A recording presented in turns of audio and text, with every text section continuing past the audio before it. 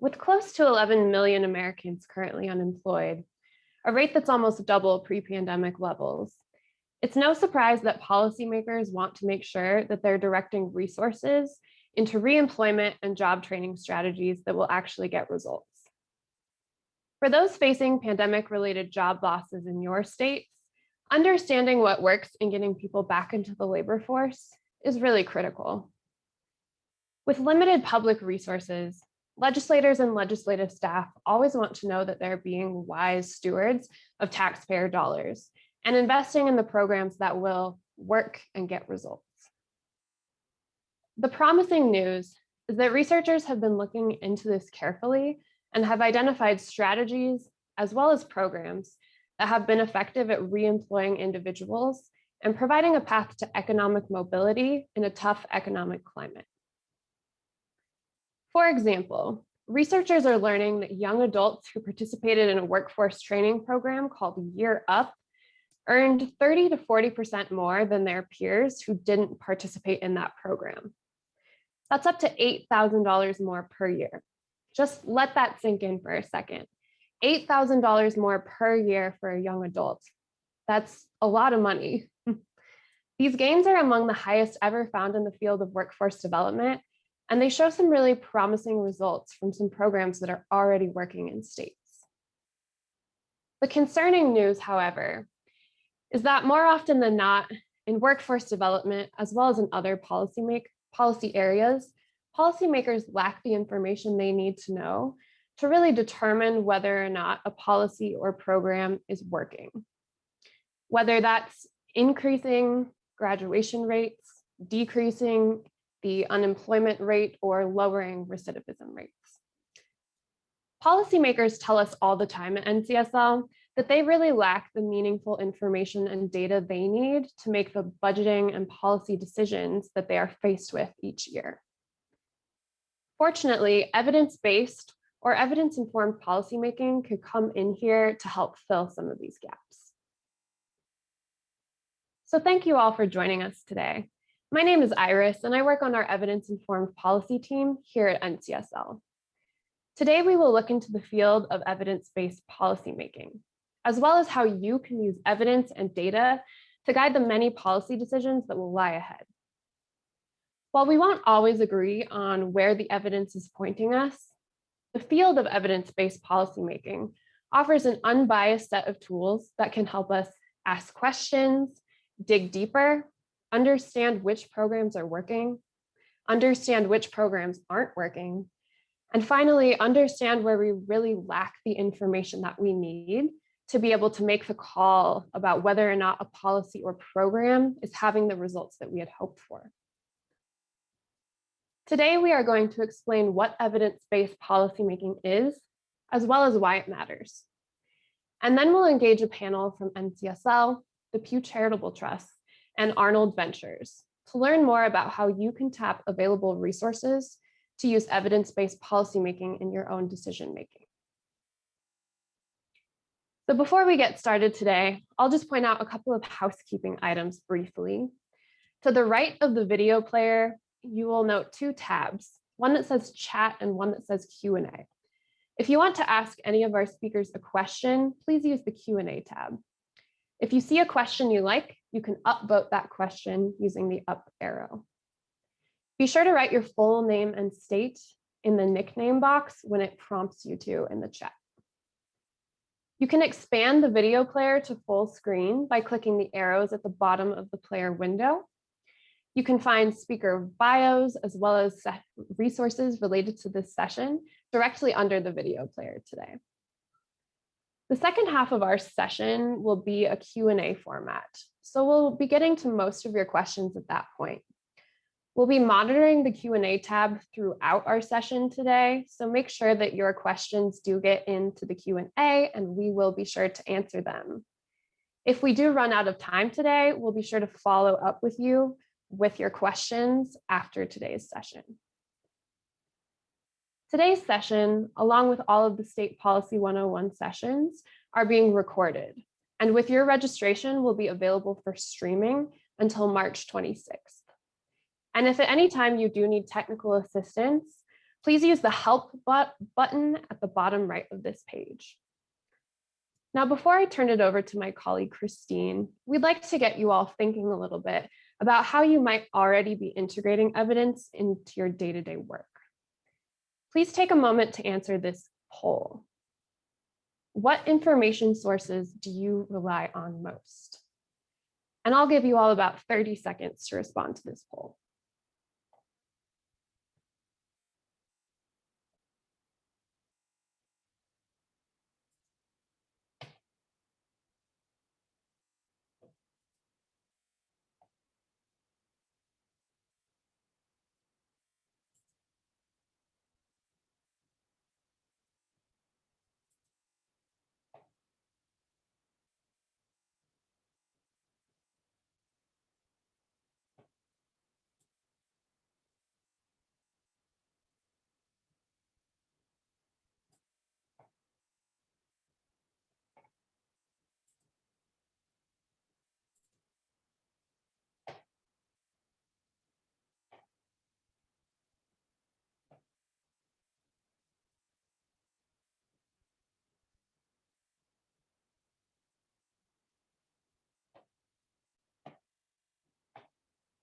Great, so some of our poll results are rolling in. It looks like 48% of our audience said that they get a lot of their data from state agencies.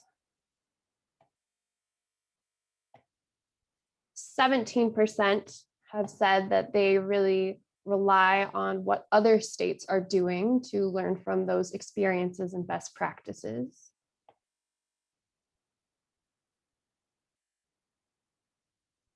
And 17% say that they rely on research about a program or a policy's effectiveness. Thank you all so much for participating in that poll. All of these resources can really be helpful in integrating evidence into your decision-making as policymakers, which helps to illustrate the wide variety of information and evidence that can be available to you, whether that is data from your state agencies, information about what other states are doing, research about a program, or all of the above. And with that, I'll go ahead and turn it over to my colleague, Christine Goodwin, our director of NCSL's Center for Results-Driven Governing. Christine? Great, thank you, Iris. And I'm pleased to be here today. So over the last few months, NCSL has been sitting down with legislators as part of a question and answer series, excuse me, to learn why using data and evidence is so valuable to their work.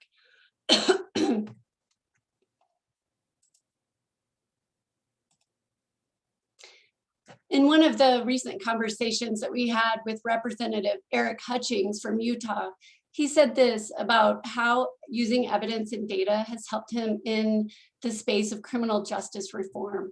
He said, to look at the hundreds of millions of dollars that we spend, it was distressing to realize how little we knew about what we were doing and why we were doing it.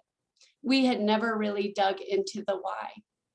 In our conversation, he went on to explain how this process of asking questions and digging deeper really helped policymakers understand the root causes of problems, and then in the process begin to develop better and more targeted policies.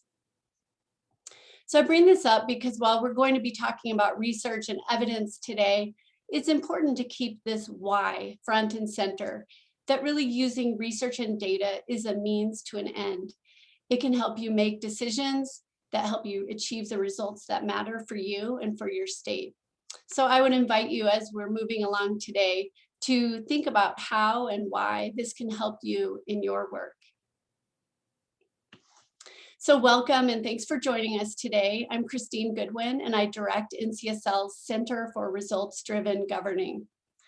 In the spirit of asking questions and digging deeper, which Iris led with, we've structured today's session around 4 questions that you may have about evidence-based policymaking.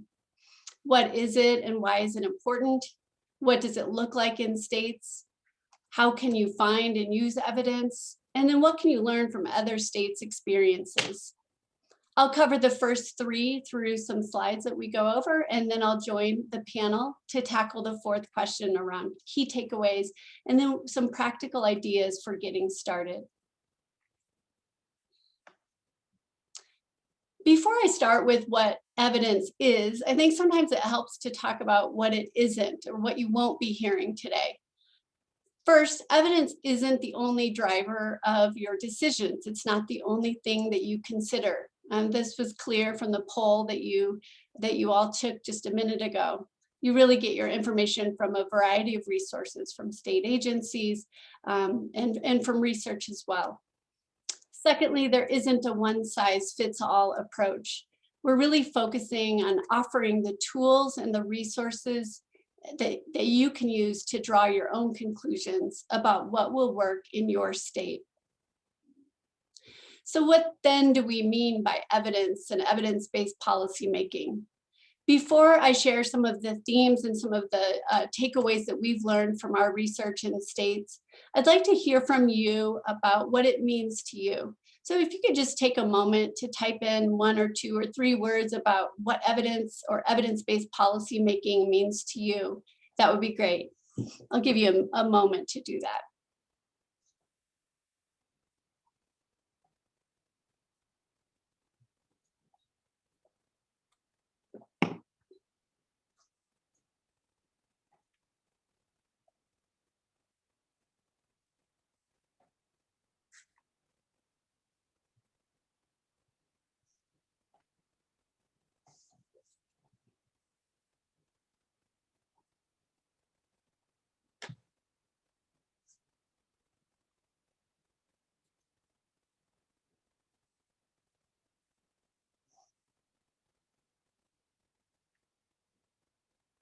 And Iris, I wondered if you can see what's coming in the chat.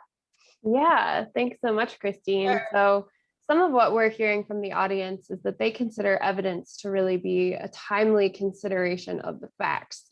I think that's a really interesting comment because it both takes into account the facts, but also the most recent facts, which is definitely important in this area. We're also seeing folks type in objective and fact-based, and someone else has said informed decision-making. That's great. Those are useful insights and really sort of tee up this next slide. So evidence-based policymaking, as many of you already typed in, really uses the best available research and data to help you target resources to programs and policies that are proven to work. So what constitutes this best available research, I'll get to in a minute. It's an important point and we'll talk about it in a moment. Evidence-based policymaking can help policymakers target resources to achieve specific outcomes that matter. Iris talked about reemployment in the introduction, but other outcomes might include reducing recidivism or reducing child maltreatment, and so on.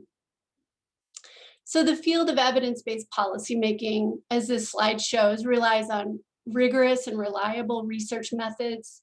It offers practical and action-oriented tools and processes that you can use.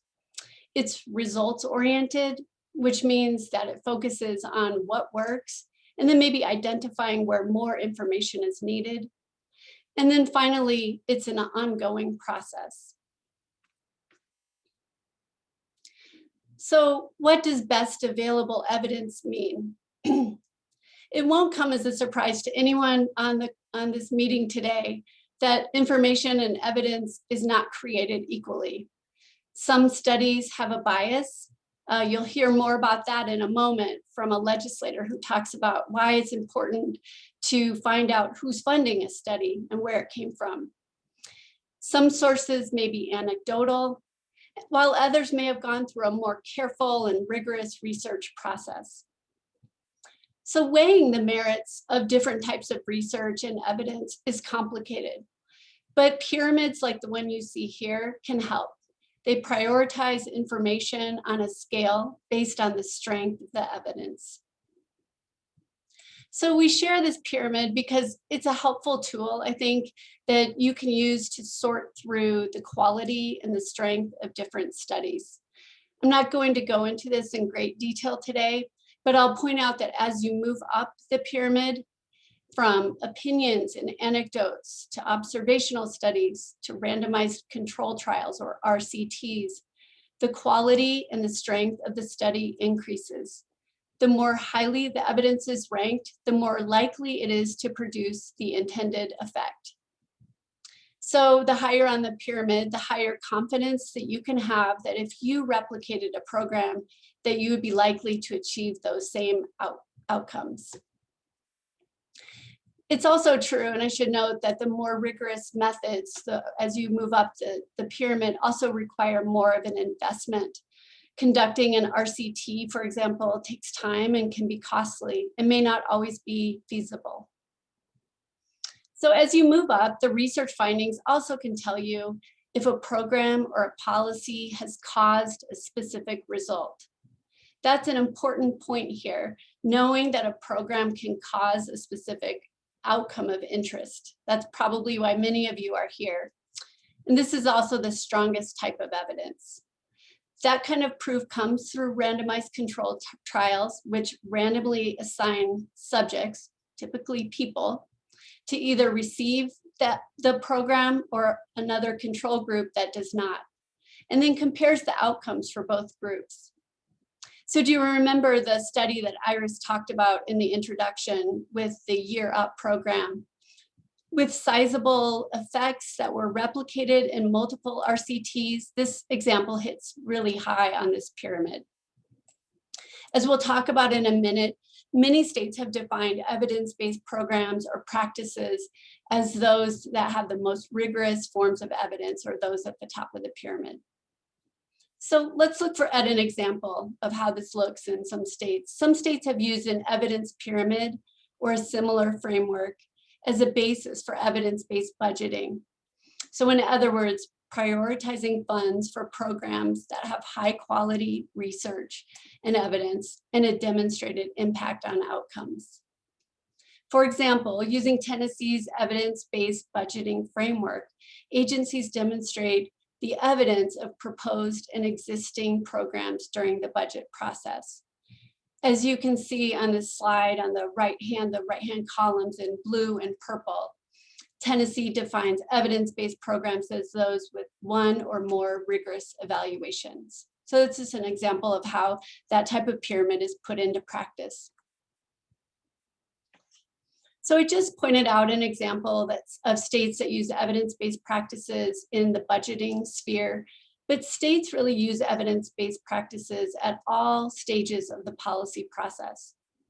What we like about this graphic, which was developed by the Pew Charitable Trusts, is that the circle shows the many entry points into this. There isn't a linear path or one place that you have to start.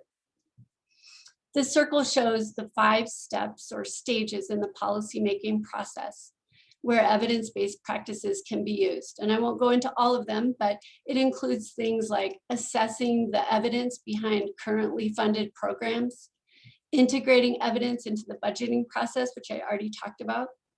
It also involves legislative oversight to make sure that programs are being implemented properly, and then evaluating programs for effectiveness. When we look across states, and I'll talk about that in a moment, we see a lot of variety in terms of where they're focusing. Some states focus on 1 or 2 of these areas, while others are taking steps in multiple areas of this image. So why does all this matter? About a year ago, NCSL brought together a work group, an evidence-informed policy-making work group. And one of the members summed this up when she said, we aren't going through this exercise because of the evidence per se, or because it feels good to have the numbers, but because we want to serve people better and not waste taxpayer dollars. That was her why. And going back to why this is important, it may help to hear, and now it looks like I may have a stumble here with a video, but I'm going to try to queue up a video about why evidence matters to 2 legislators who spoke with us a few months ago.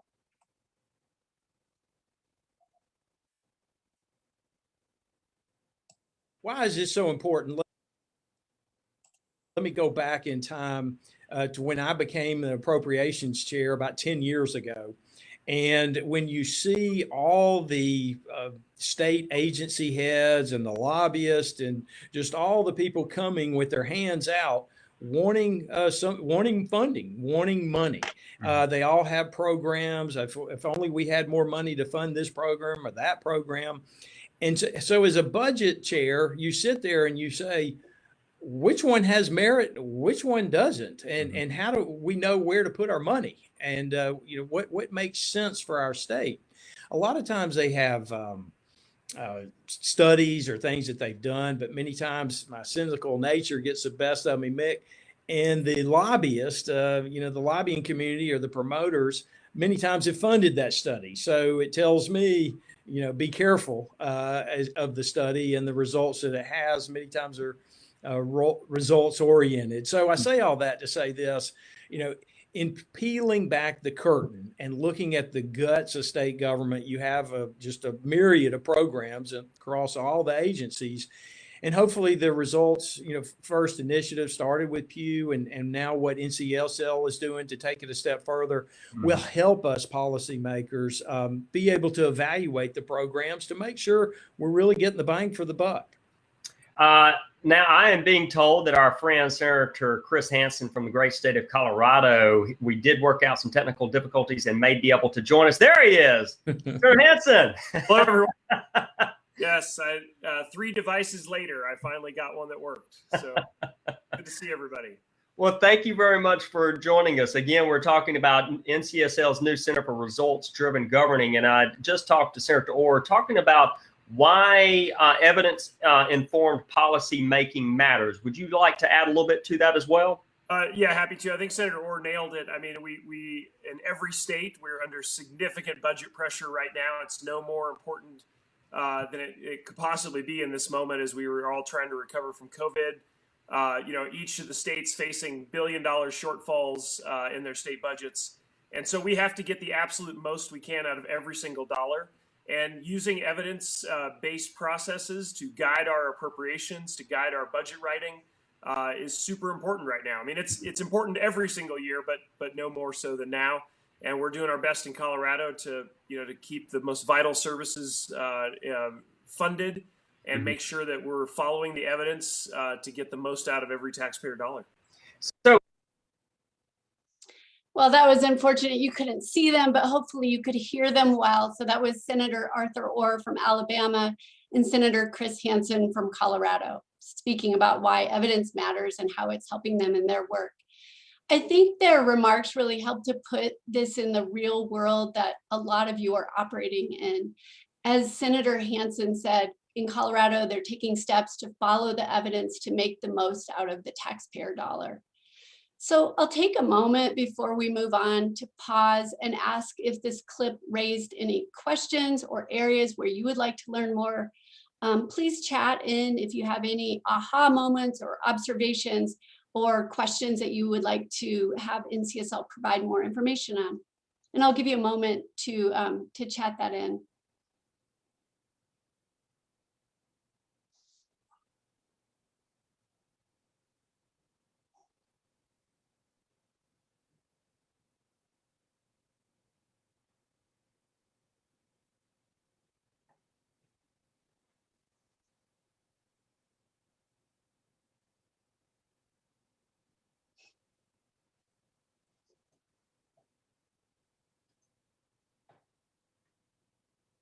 All right, nothing quite yet, Christine. It looks like the audience is being a little shy. I say we give them an extra 5 to 10 awkward minutes of silence just to see if anyone comes up with anything. We won't go with minutes. We'll go with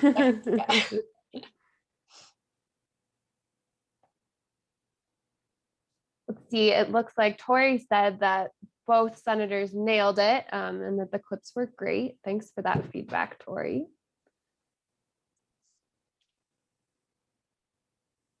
Great, thank you. Yeah, I think it really helps to kind of underscore what this means. And then, they talked a lot about targeting resources to the most effective programs, but on this slide, it brings up some other ways that evidence-based policymaking can help, and it can promote innovation for new or untested programs. It can strengthen transparency in how decisions are being made. It can help you measure or performance to make sure that your investments are yielding the results that you would like to see.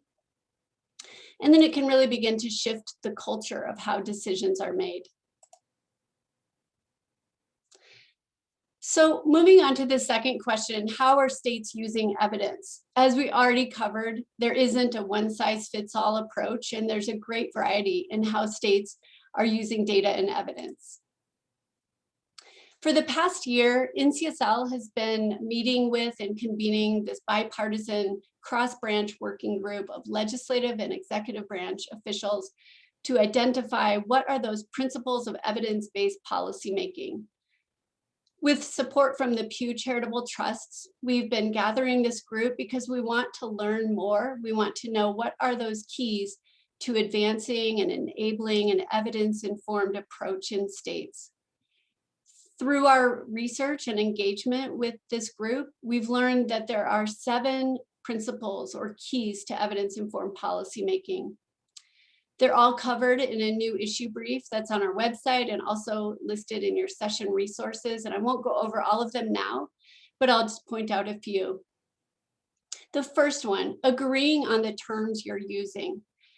We hear a lot of frustration from policymakers that say that people use the term evidence and evidence-based policymaking so often that it's really almost become a buzzword with little meaning. So agreeing on the terminology is extremely important because it makes sure that everyone knows what counts as evidence. What do we mean when we say a program is evidence-based? And how is that different than a program that's promising? So developing this common language is, which some states have done in statute and others less through more informal routes, really helps to reduce confusion and make sure that everyone is on the same page when you're talking about this. Policymakers and the policymakers on the work group have really also stressed the importance of bridging the gap and building consensus and collaboration across branches of government. So sustaining these practices over time, a key to that is really engaging the legislative and executive branch. And a third principle I'll point out here is the principle, it's letter D, it's around directing resources to programs that have an evidence base while encouraging promising ones to have an opportunity to develop their own. So this is the principle that really emphasizes this process of building evidence. It encourages innovation and opens the door for newer or untested programs that may lack evidence today, but with additional support could move along. So Colorado and Tennessee, for example, have taken steps to budget based on an evidence continuum, which gives preference to proven programs, proven strategies, while really providing this opportunity for newer or untested programs to demonstrate their impact. So what does this look like? I'll just point out a few very recent legislative examples. Mississippi has defined evidence terms in statutes, making it very clear what we mean when we talk about evidence-based or research-based or promising programs. Like other states that have gone this route, Mississippi's definitions prioritize that high quality causal evidence that we've talked about earlier. In 2019, Alabama lawmakers passed legislation to set up the Alabama Commission on the Evaluation of Services, or ACES. This commission evaluates specific services and advises the legislature and the governor on how to best allocate resources. By requiring participation on the commission by both the legislative and executive branches, this is really sort of underscores and embeds the importance of bringing together both branches of government. And then New Mexico is an example of a state that directs resources to evidence-based programs and policies. Senate Bill 58 directs agencies to identify and prioritize evidence-based and research-based programs within their performance-based budgeting requests. Here's a glance at the continuum approach that I talked about in Colorado. There's a lot going on with this image, but the point I'll make is that the framework really allows for new but untested programs to enter on step one, while giving policymakers a way to prioritize funding for those programs that have a stronger evidence base. Programs are encouraged to move along the continuum as they develop their evidence and as they've been evaluated for effectiveness. And then as you see at the bottom of this slide with the orange box, programs move up the continuum, much like that evidence pyramid I shared earlier, when the strength of the evidence increases from theory to evidence-informed to proven. So there's really a mechanism for moving along the continuum.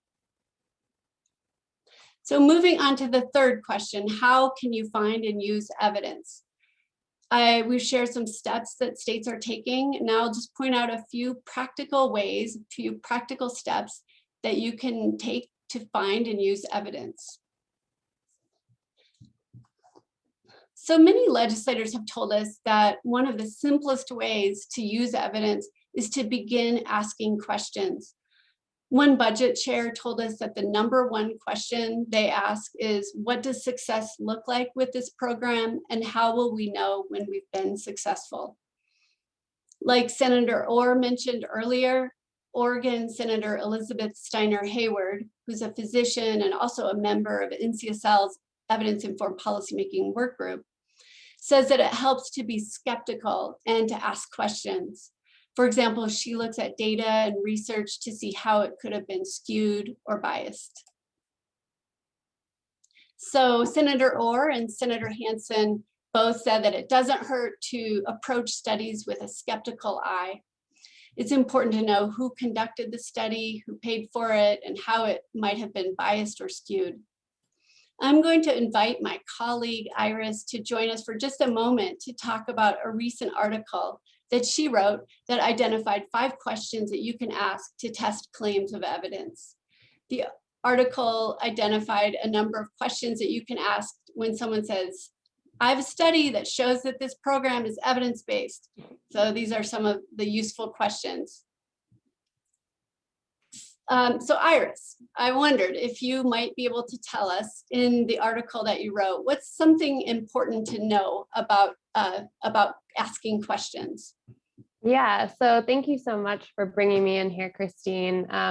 In addition to a lot of what you've already mentioned, which is great and covers a lot of ground about identifying who performed the study and whether it was independently reviewed, it can also be really helpful to know just enough about the research methods that you can determine whether the intervention caused a specific outcome or whether it was just associated with that outcome, which is referred to as correlated. So this is the distinction between causational and correlational evidence that we often hear people refer to. Great. So Iris, what's a quick example of this? Sure. So let's take something kind of fun outside of the policy arena to lighten things up. I've seen some studies that suggest that using your smartphone might make you lazier and could actually lead to cognitive decline. One study reported a link between heavy smartphone use and lowered intelligence. It made the claim that people grow dependent on their smartphones, so they stop kind of doing the old-fashioned problem solving and using their own brains as much. Well, that sounds a little concerning to all of us who use smartphones. Is it true? No, it's not true. Thankfully for me as a millennial who is addicted to my phone, it's not necessarily true that your smartphone can cause cognitive decline.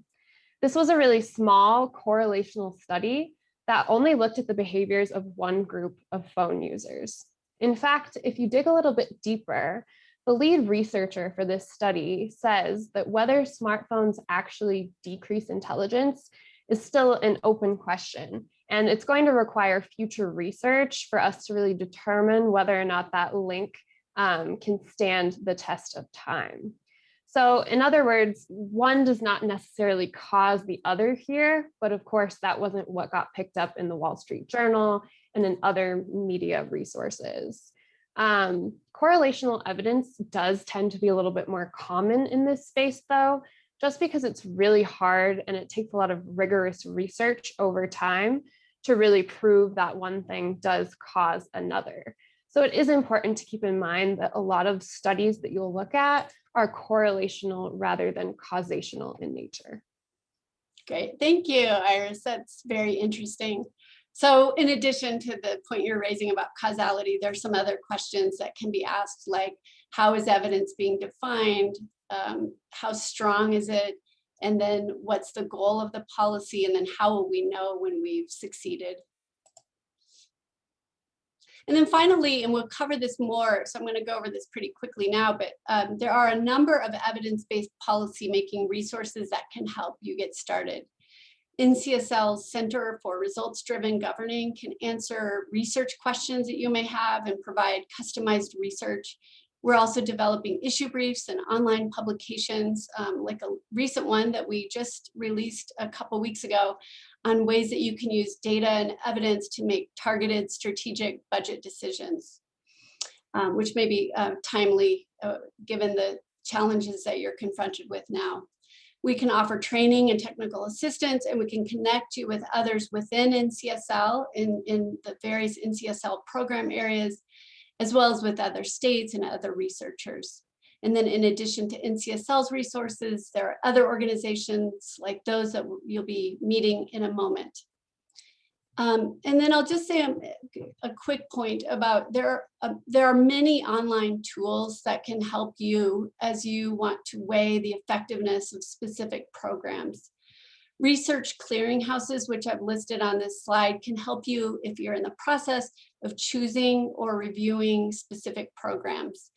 These are repositories of studies, and they can tell you about a programs and whether they've been evaluated and how effective they are. There are many out there, and some are listed here, but these can sort of help you kind of discern and weigh the effectiveness of specific programs. For example, the Results First Clearinghouse has information on more than 3,000 programs across various policy areas, including employment and job training, crime and delinquency, and mental health and public health, and so on. So with that, I'll turn it over to Iris, who will field questions and moderate a panel to talk more about available resources and then ways that you can get started. Iris? Great, thank you so much, Christine. And thank you so much for your presentation. So having just heard what evidence-based policymaking is, as well as why it matters, we're going to pivot our discussion now to talk about some concrete steps that you can take or questions that you can ask to learn more about what's going on in your state, as well as what resources are available to help you pursue this sort of work. I do want to acknowledge that we've received several questions from the audience at this point, so we will be getting to those shortly. I just want to make sure that you all hang on to get your questions answered. So to kick off this part of our session, we've invited a couple of guests to join NCSL today, including Alyssa Doom, who is the Associate Manager of the Pew Charitable Trust's Results First Initiative, and Dave Anderson, who is Vice President of Evidence-Based Policymaking for Arnold Ventures. Welcome, Dave and Alyssa. Thanks, Iris. Great to be here. Awesome. So with that, I will go ahead and kick things off with just one question for you all. You all will have a chance to respond, and then we will get into some of the audience Q&A. So we'll start out by learning a little bit more from each of our panelists today about your organization's evidence-based policymaking work in the states and how legislators and legislative staff might benefit from your organization's resources, studies, etc. So what should our audience understand about how organizations like yours may be working in their states, as well as how they can turn to you for help? And I will go ahead and direct the first response to Alyssa. Alyssa, do you want to go ahead? Yeah, absolutely. So as Iris mentioned, my name's Alyssa, and I am an associate manager with Pew's Results First initiative, which Christine mentioned earlier.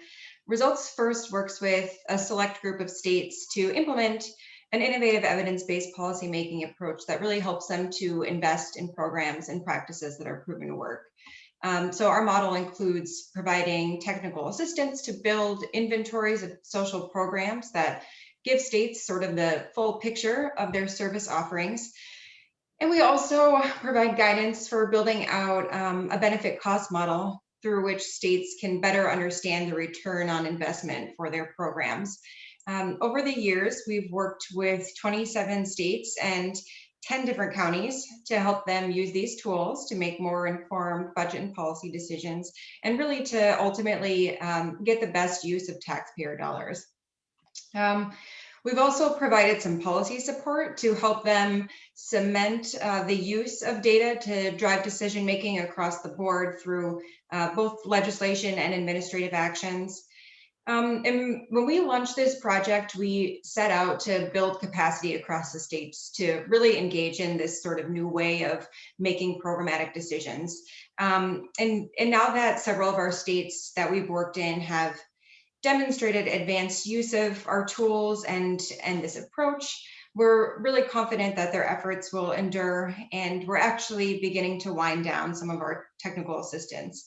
But fortunately, this work will live on through a network of state leaders across executive and legislative branches that will continue to use these tools and to share best practices, importantly.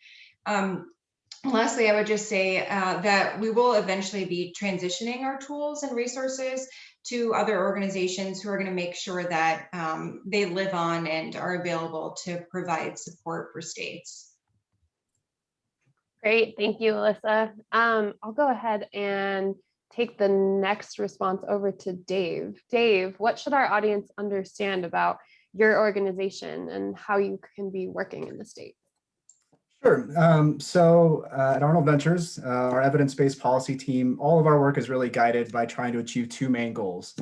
The first is to grow the menu of programs and strategies that are out there that have strong evidence of effectiveness, where policymakers and practitioners, if they were to adopt and faithfully implement them, they could have high confidence that they would be producing meaningful impacts on people's lives, solving important social problems. And then the second goal, which is maybe even more important, is we want to make sure that programs that do have strong evidence are getting into widespread use. So we try to work to get those scaled up. On the first goal, the main thing that we do, and this is sort of a core of our work on our team, is we fund randomized controlled trials. So we've now funded over the past few years, provided about $50 million plus in funding for over 90 randomized controlled trials across different areas of social policy. And the goal here is really, again, to grow the menu of options that we have to solve important social problems. Oftentimes, these grants and these studies have state involvement. Sometimes it's a case where the state itself is the one that's sort of driving the project. They identify the program they want to evaluate or the question they want to answer. But probably more often, it's the case where a state is sort of a partner. They're providing some of the data, or oftentimes they'll provide kind of letters of support to a study that's going on, saying, we're very interested in the results of this study because it could help guide our policy. But I would just say we would love to see, many more, applications to our open request for proposals from state governments to answer sort of important policy questions. On the second goal, to sort of scale programs up that have strong evidence, we have another request for proposals called our Moving the Needle initiative, where we provide funding not just for a randomized controlled trial, but also some funding for technical assistance for scaling up programs that are sort of on a short list that have highly promising or strong evidence already. And then I would also mention, it was alluded to in one of the earlier slides, we have a clearinghouse of our own that we've been operating and sort of populating, dating back to before our team even joined Arnold, when we were a nonprofit called the Coalition for Evidence-Based Policy. It's called Social Programs That Work. And there you'll see profiles of about 60 different programs across social policy that have been evaluated in well-conducted randomized controlled trials and have been shown to produce sizable sustained impacts on important outcomes. And I guess I would just flag that last point as you're looking at different clearinghouses, that are out there. There are some differences across those clearinghouses. Some of them will focus more in on sort of short-term results, or sometimes they'll profile programs that maybe don't get at sort of the final policy question that you want to answer. So you just want to, when you go to a clearinghouse, you want to dig into sort of the reviews that they have there and see sort of what did the study actually find? Is this really good evidence that a program is solving an important problem? So I think those are kind of the main resources that we have to offer. We also do policy work to try to help states use evidence as well, but I could get into that maybe in a later part of the discussion. That sounds great. Thanks so much, Dave. And Christine, we'll finish this section off with you. What should our audience know about how NCSL can help them and what kinds of resources we have available? Yeah, great. I'm happy to talk about that. So, one of the things we hear from legislators and legislative staff all the time is that they don't have time to do research or to keep an eye out for new research findings in real time. I mean, it's just not feasible with all the things that are on your plate. So it can really help to partner with an organization that can distill this and help it be meaningful for your work. So I think NCSL can help.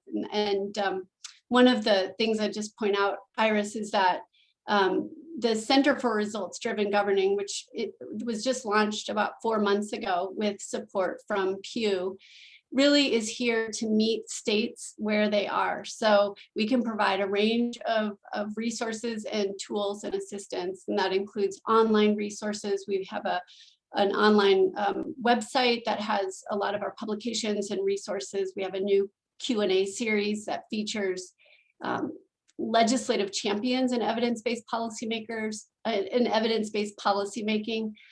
We can provide policy research and answers to your questions, training and technical assistance, which we already mentioned, and then also the important aspect of helping you make connections, so with other states or with other policymakers that have gone down this path that you're interested in. So those are some of the ways that NCSL can help. Great. Thank you all so much for your responses. So we've already kind of heard a lot about RCTs as well as clearinghouses, and we will get into that later. I just want to acknowledge that we will be covering that with our panel because we received some questions in the chat about them both. But the next question that I wanted to ask is that we've heard a lot of great state examples from Christine's presentation today. So it's clear that there's a lot going on in the states when it comes to evidence-based policymaking. So what are each of you most excited about in this area? Can you share with us a highlight or a promising development that shows how states are benefiting from this work?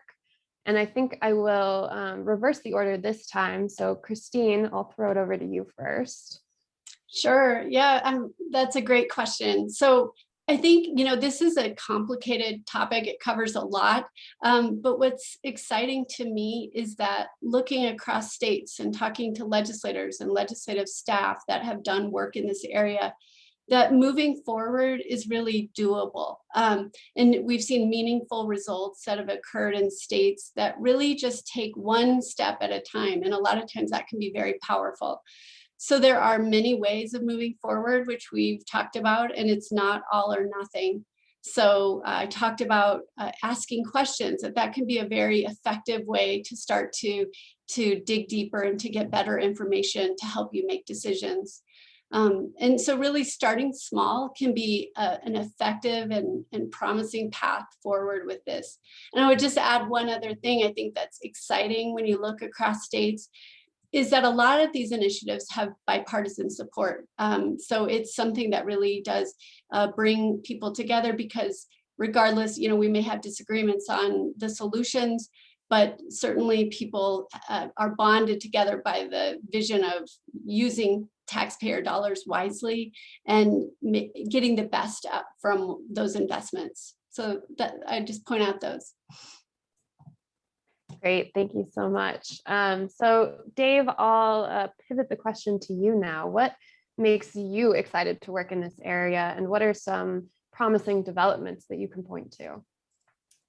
Yeah, so I mean, I think in general, what I'm excited about is that so many states have sort of set up these structures and these, policies and provided resources with sort of an aspiration to get to strong evidence for, many more of the programs that they're funding. Because, I think that really is, it's sort of central to our way of thinking. That's critical for making progress in social policies. We need to have more confidence that the things that we're funding are actually doing what they're supposed to be doing. I think the unfortunate truth is that, if you look at the history of rigorous evaluations, particularly randomized trials, the vast majority of things that we try to address challenging problems have, small or no effects, which really honestly shouldn't be that surprising because we're tackling very challenging problems like poverty and crime and educational failure. And so it just really points to the fact that we need to be strategic in building evidence and finding the things that work. And so I think, the sort of the continuum structure, the pyramid of evidence, sort of setting that as an aspiration of let's try to get to as high confidence as we can, get to the most rigorous level of evidence that we can, so that we can really be confident when we go back to taxpayers, we can say, yeah, we're spending your money wisely. We're spending it on things that are actually helping people and solving the problems that you want us to solve. Great. I'm hearing a lot of themes about being wise stewards of taxpayer dollars today, for sure. Alyssa, go ahead. Sure. So as the COVID pandemic reaches communities across the country, elected officials have been faced with assessing how to cut spending amid major reductions in revenue. And so while the use of data to drive our decision-making is always really important, it's critical in light of continued budget shortfalls. So rather than making these sort of indiscriminate across the board budget cuts, over the course of the year, we've seen that this new way of doing business that states have been engaging in has really stuck in some ways. And so as state leaders continue to use research evidence to be more strategic about their approach to budget reductions, that's something that really excites me. And an example that I would give is in Colorado. Colorado is a state that's been implementing this sort of framework for evidence-based decision-making for several years now. We've been working with them for many of them. And in 2016, their budget office began requiring agencies to include evidence in budget requests for new or expanded programs. So prior to the pandemic, the requirements applied only to requests for increased funding. But having this in place when the pandemic hit, they were able to quickly pivot to apply these guidelines to all funding, so not just requests for increased funding. And this is just one instance in which having that sort of existing framework already in place for using evidence has allowed them to continue applying data to make these more strategic budget cuts. And in general, I think it's just been really inspiring to see how the work that states have done to build out their evidence-based policymaking efforts in previous years is now helping them to make smarter decisions now in light of, all the economic and public health challenges that they're facing currently. Great, thank you, Alyssa. And I think I'm going to go ahead and sort of pivot our discussion to some takeaways and some lessons learned as well, knowing that Pew and Arnold Ventures have done so much work with the states on evidence-based policymaking. So this follow-up question is for you, Alyssa, to put you on the spot again. Based on Pew's decade plus of work in the states, what are some of the challenges that legislators and legislative staff might expect to encounter as they sort of go down this road and want to integrate evidence-based policymaking into a particularly potentially difficult time in terms of budget and COVID-19 related concerns? Yeah, thanks, Iris. So I think that in our work, a major challenge that we've seen legislators face is just in general a lack of information about where gaps in services exist. States fund a very broad range of social programs, and it can be tough to understand how well each of these programs are meeting residents' needs. So one of the solutions to this is program inventory. So we, as I mentioned earlier, we work with states to help them build out program inventories. And for those that aren't familiar, these are comprehensive inventories of the programs that a jurisdiction is funding in a particular policy area. So criminal justice or mental health or child welfare. And an inventory usually includes information about like a description of the program, cost information, and details, importantly, about the level of effectiveness of programs. But in addition to those details, inventories can be used to gather information about who's actually receiving a program and how often. So many of our partners have used their inventories to just better understand where service gaps exist in order to begin filling them. So this is really important in light of a lot of the public health programs that are out there right now. An example that I like to share from some work that I help support is from Utah. So in 2019, the Office of the Legislative Fiscal Analyst worked with Pew and a local university, the Gardner Policy Institute at the University of Utah. And they created an inventory of all the medication treatment programs for opioid use disorder in the state. Utah was very hard hit by the opioid epidemic. And so they were able to through the inventory to gather information about what programs were available and to actually map out the treatment locations for each of these programs to really better understand like where in the state do these gaps exist. And using this information, the legislature is now able to kind of identify areas for expanded treatment and really figure out how to target any state funds toward these programs. Awesome. Thank you so much, Alyssa. So in terms of takeaways and lessons learned, Christine, I want to turn it over to you now. You mentioned some of the work that we have been doing at NCSL with a bipartisan work group to develop our 7 principles of evidence-based policymaking. I wondered if you could share 1 to 2 key takeaways from our work with that group that might be particularly beneficial to new legislators and legislative staff. Yeah, so it's been a really great process of learning from states and learning from this group. We've gathered probably a lot of lessons and takeaways as we worked on identifying what those 7 principles were. One of the themes I think that we hear a lot is that moving in this direction for states is a marathon and not a sprint, and that, you know, it really does, it's an ongoing process, and that change takes time. And I think in one of my very recent Q&A interviews, a legislator told me, you know, it's really important to tell people that you have to be open, that this is ongoing, and that you have to be open to continually taking in new data and being adaptable and making changes, and that you don't finish this. This is kind of a way of life. So I think that's one of them, is that it's an ongoing initiative. And then another, and I think I mentioned this earlier, but just the importance of bringing together legislative and executive branch officials, and that really for many states, they pointed to that as a key ingredient to their success and to the longevity of the interest in evidence-based policymaking. So those are just a couple I'd point out. Great, thank you so much for that, Christine. So we've gotten a couple of questions about RCTs in the chat box, and I think this would be a great time to throw it over to you, Dave. Could you tell us a little bit more about the work that Arnold Ventures is doing supporting numerous RCTs, as well as give us a concrete example of a study that you've seen that would really be meaningful for state legislators to potentially craft their policy around? Sure. Yeah, before I jump into that example, I just wanted to sort of highlight it. I love that the Year Up was sort of featured at the top. That study is really a blockbuster. So I was pleased to see that, and we're actually funding some ongoing research of the program. That's underway. You know, like I said earlier, we fund across all different areas of social policy. So we're excited about, I think, a lot of the different studies that we're funding. But I think one particularly relevant one is an ongoing study that we're funding of Nevada's Reemployment and Eligibility Assessment Program. This is a program for unemployment insurance claimants, new unemployment insurance claimants.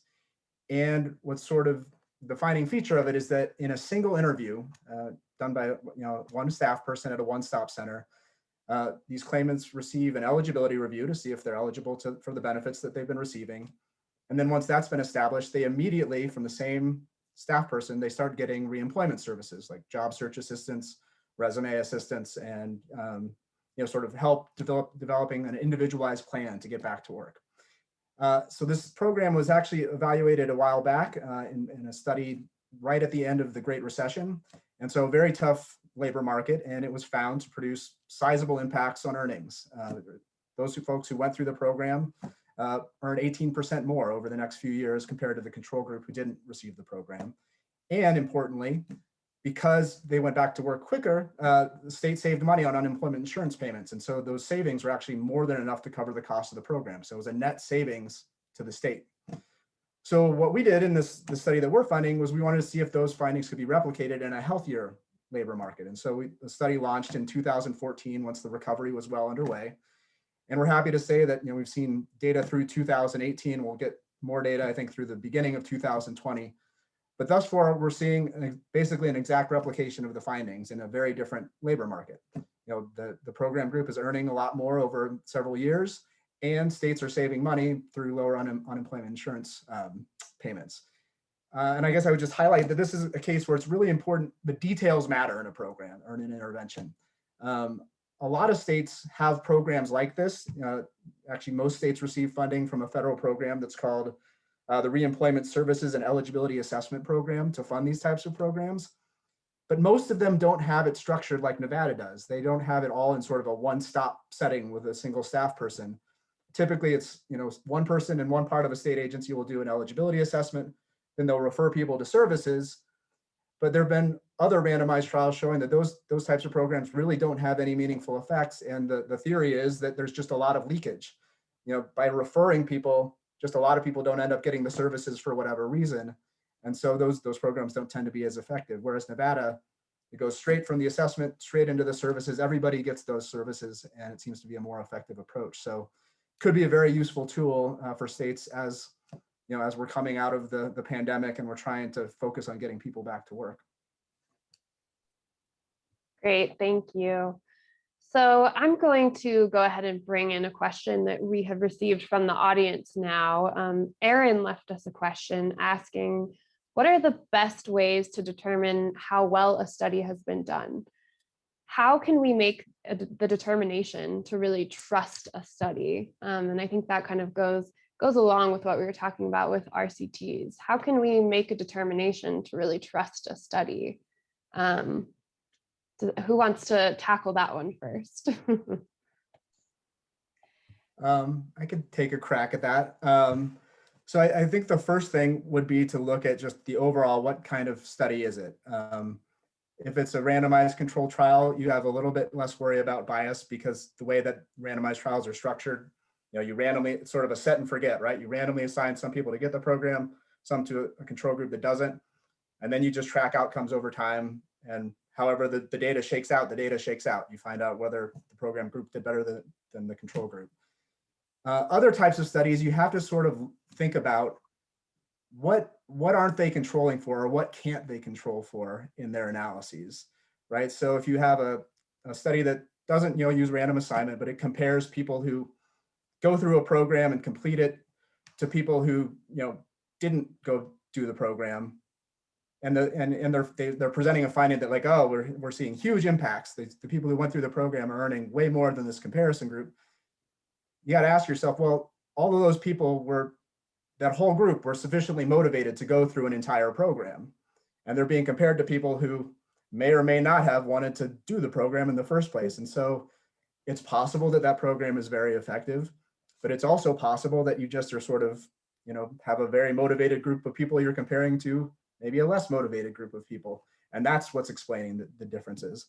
So I think that's going into it with a mindset of like, what can't this study control for? And often what even sort of the more rigorous non-randomized designs have trouble with is controlling for those unobservable types of characteristics like motivation or like resilience or things like that.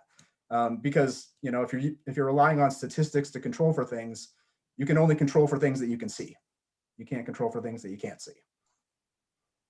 Sure, that makes sense. Thank you for that. Alyssa, go ahead. Yeah, that's all great. There's just a couple of things that I would follow up that are just very practical, and something that we point out in our work and when we're working with states is that you should think about when the study was done. I mean, very realistically, the research base is always changing and growing, so you don't want to base your policy decisions on research that happened 30 years ago. And then the other key thing is dig into who is funding your research. The example that we always give is, and I don't have it with me right now, but is an example from, it was some research on the health benefits of grape juice, and the funder was Welch's grape juice. And so I think it's important to just make sure that you're digging into where is the money coming from when you're looking to find programs to fund.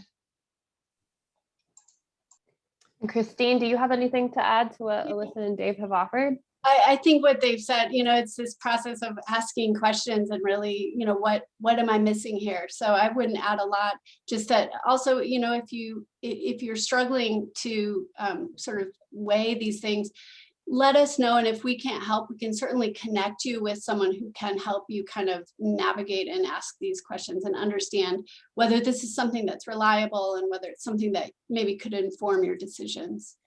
But just to add on what Christine just said, I think one thing to keep in mind that's I think is going to be really critical for evidence-based policymaking to be successful at the state level is over time, there's going to have to be like staff in state government who have the skills and the expertise to do this, to be able to make these judgments, for you. I mean, recognizing that as legislators, you're not going to have the time to read through a bunch of different randomized trials or quasi experiments or what have you, that you have resources at your disposal, ideally within state government that can help do that analysis for you. So I think that's an area of investment that's going to be necessary, over the coming years. And just one more thing that I want to add to that's a little bit tangential, but we have found it very important to have those staff in states that are able to do this sort of research. But the big question is, how do we fund that?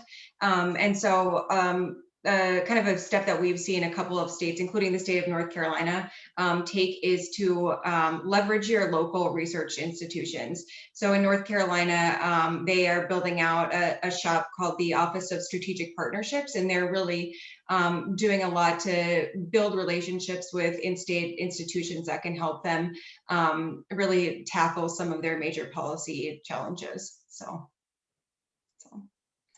Great. On the theme of resources that are available, let's kind of pivot our discussion to talk about some of the resources that are out there among all three organizations that we have joining us today. So we did hear some about clearinghouses earlier, and we're aware that there are many different clearinghouses among many different policy areas out there. Could you tell us a little bit more about how a legislative staffer might use a clearinghouse, or how a legislator might use a clearinghouse, and how they will know if the one that they're using is reliable? And let's see, I think I'll pass it over to you, Alyssa, to take that first. Sure. So yes, clearinghouses have a lot of valuable information for legislators. So if your state's investing in a particular policy area like criminal justice or education, they can tell you whether the programs that you're funding are actually evidence-based, and give you more information about just what we were talking about before. How do you trust the evidence behind a particular program? So if your state's looking to fill service gaps, as I mentioned before, you can see which programs might effectively fill these gaps. Clearinghouses, just to elaborate a little bit, they typically include information such as the level of evidence for a program that's available, the populations that a program is intended to serve and be effective in serving, and then sometimes information about cost. I would just also put in a plug. I mentioned earlier that Results First does have a benefit cost model and a program inventory tool, but my team also has a really great research clearinghouse called the Results First Clearinghouse Database. And this is a free online resource that actually consolidates information on social programs from 9 different clearinghouses into a one-stop shop. So it's a searchable, sortable database that decision makers can use to learn more about what programs are out there and their level of effectiveness. And it has, at this point, over 3,000 different programs in it. And so really you can think of the clearinghouse as sort of the kayak search engine of identifying programs to meet constituents' needs. That's great. Thank you, Alyssa. And Dave, what do you have to add about clearinghouses? Yeah, I mean, I think clearinghouses can be a very useful tool, and like Alyssa was saying, they typically do sort of provide information on, you know, what type of study was done, what were the findings, what the population served, what is the program. I guess I'll just go back to what I said earlier, that there are distinctions across the clearinghouses in terms of sort of how they rate programs and rate evidence. And so I think one thing to pay attention to, or a couple things to pay attention to, is when you're looking at something, even if it's listed as being highly effective, you know, what is the actual outcome that's being measured? Is it an important outcome? Number one. And then also, is that impact being shown over, you know, a relatively long period of time? If it's a 3-month study, that's great. But what we really want to know is, are there lasting impacts? And so some clearinghouses will give sort of their highest rating to things with very short-term, findings.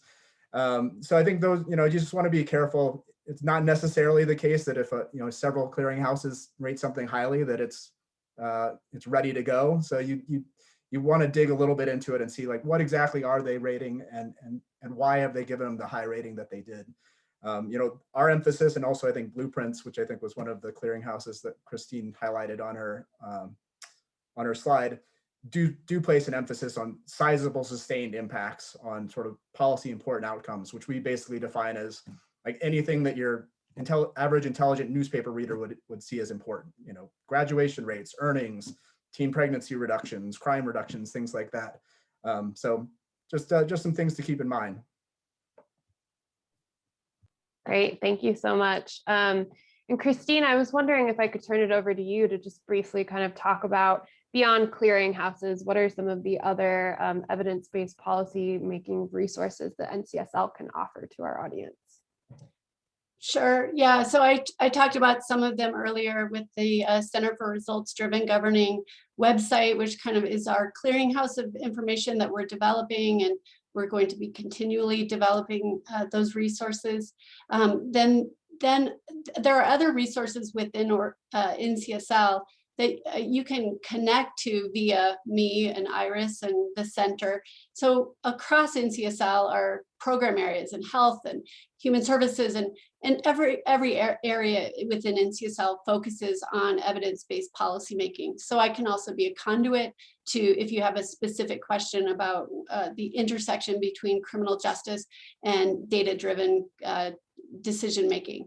So I would just point that out. And then some of the other resources and services that we can provide to members of NCSL, which include research requests and technical assistance, training, and all of those are customized to your needs. So if you need something that's more sort of in depth, we can provide that. If we need to bring in outside experts, we can help to do that as well.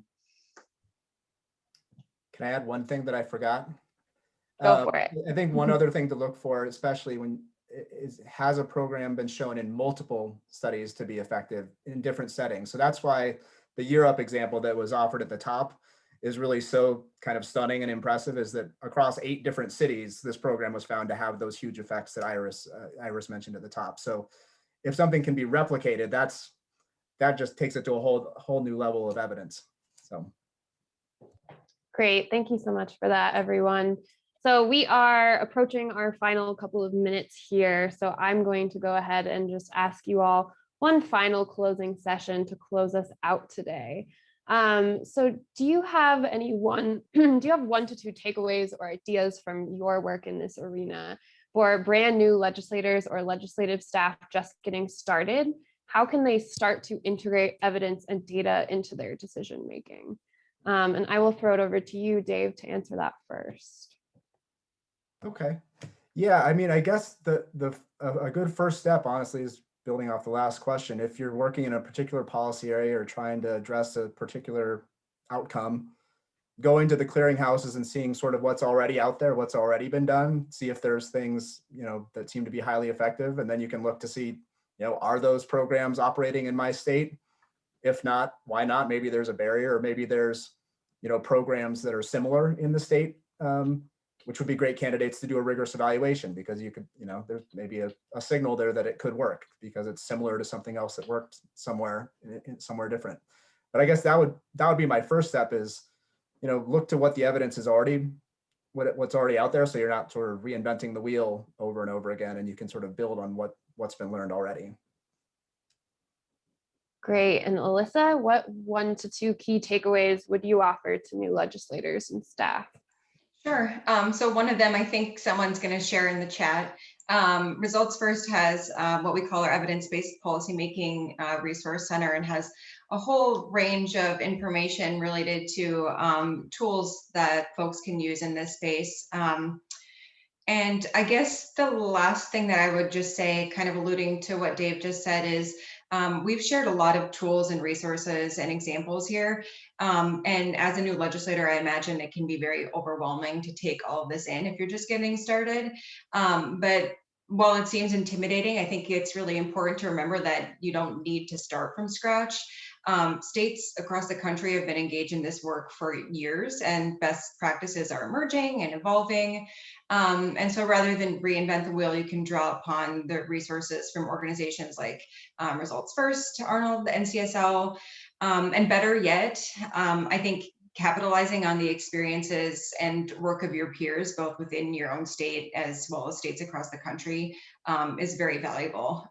So most likely, if you're facing a particular obstacle, someone else in another state may be facing a similar challenge already. And just the final note that I would say is just to emphasize something that Christine said earlier. This is a marathon, not a sprint. Changing your process for funding and monitoring and evaluating programs is not going to happen overnight. So I think it's important to continue to build on momentum by celebrating the small victories.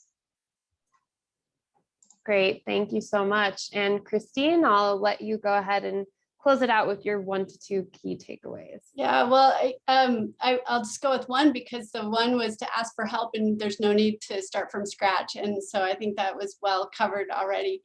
But the other, I think I'll just end with what I started with, which is to focus on what your why is, and that this is really an area where people come together when they realize that we're talking about important outcomes that matter for people.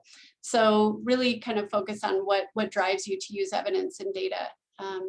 That's, I think, what I would focus on. Great. Well, I'd like to close out our session today just by thanking our panelists for joining us, as well as thanking the audience for taking some time out of your Friday to learn a little bit more about evidence-based policymaking. One theme that we heard a lot of today is that there isn't really one way to do this. You can learn from what other states have done, chart a new course all of your own, and there's a lot of help and a lot of resources from the 3 organizations on this panel and others to help you with that work. So please don't hesitate to reach out to NCSL, Pew, or Arnold Ventures for any additional information. Thank you all for joining us, and please check out our other State Policy 101 sessions occurring every Friday throughout the month of February. Thank you.